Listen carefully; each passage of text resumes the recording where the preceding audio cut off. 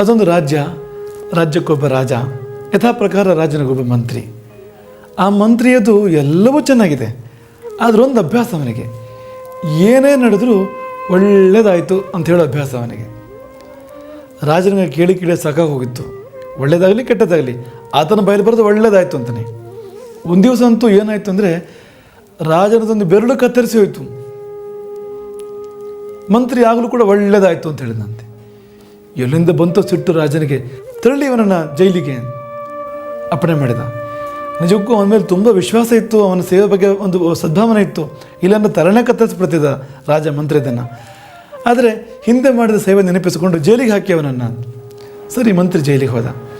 ಸಮಯ ಕಳೀತು ಸ್ವಲ್ಪ. ಒಂದಿನ ರಾಜ ಬೇಟೆಗೆ ಅಂತ ಕಡೆಗೆ ಹೋಗ್ತಾನೆ. ಕಾಡಿನಲ್ಲಿ ತನ್ನ ಗುಂಪಿನಿಂದ ಬೇರೆಯಾಗಿ ಒಂಟಿಯಾಗಿಬಿಡ್ತಾನೆ. ಆಕಸ್ಮಿಕವಾಗಿ ದರೋಡೆಕೋರರ ಗುಂಪಿನ ಕೈಯಲ್ಲಿ ಸಿಕ್ಕಿಬಿಡ್ತಾನೆ. ಅವರು ದರೋಡೆಕೋರಾದರೂ ಕೂಡ ದೇವಿ ಪೂಜೆ ಮಾಡ್ತಾಯಿದ್ರು, ಅವರು ಕಾಳಿ ಪೂಜೆ ಮಾಡ್ತಾಯಿದ್ರು. ಆದರೆ ಅವರ ವಿಧಾನ ತಾಮಸ, ಬಲಿ ಕೊಡೋದು ಮಾಡೋದು ಈ ಥರ ಅವರ ಪೂಜೆ ವಿಧಾನ.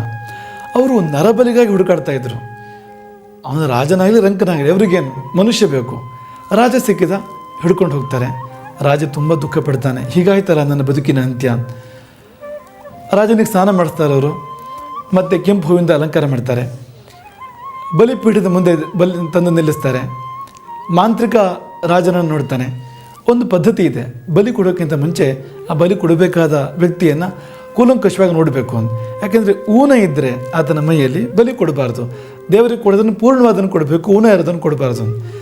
ರಾಜನನ್ನು ಗಮನಿಸಿದಾಗ, ಕೂಲಂಕಷವಾಗಿ ನೋಡಿದಾಗ ಒಂದು ಬೆರಳೇ ಕಡಿಮೆ ಇದೆ, ವಿಕಲಾಂಗ, ಇದು ನರಬಲಿಗೆ ಯೋಗ್ಯ ಅಲ್ಲ ಈ ವ್ಯಕ್ತಿ, ಬಿಟ್ಬಿಡಿ ಈತನನ್ನು ಮಾಂತ್ರಿಕ ಹೇಳ್ತಾನೆ. ರಾಜನನ್ನು ಬಿಟ್ಬಿಡ್ತಾರೆ ಉಳಿದ ದರೋಡೆಕೋರರು.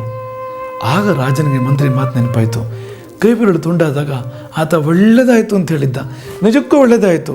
ಕೊನೆಗೂ ನಂಬಲೇಬೇಕಾದ ಒಂದು ಸಂಗತಿ ಏನಂದರೆ, ಆಗಿದ್ದೆಲ್ಲ ಒಳ್ಳೆಯದಕ್ಕೆ, ಆಗ್ತಾ ಇರೋದೆಲ್ಲ ಒಳ್ಳೆಯದಕ್ಕೆ, ಮುಂದಾಗೋದು ಕೂಡ ಖಂಡಿತ ಒಳ್ಳೆಯದಕ್ಕೆ. ಹರೇ ರಾಮ್.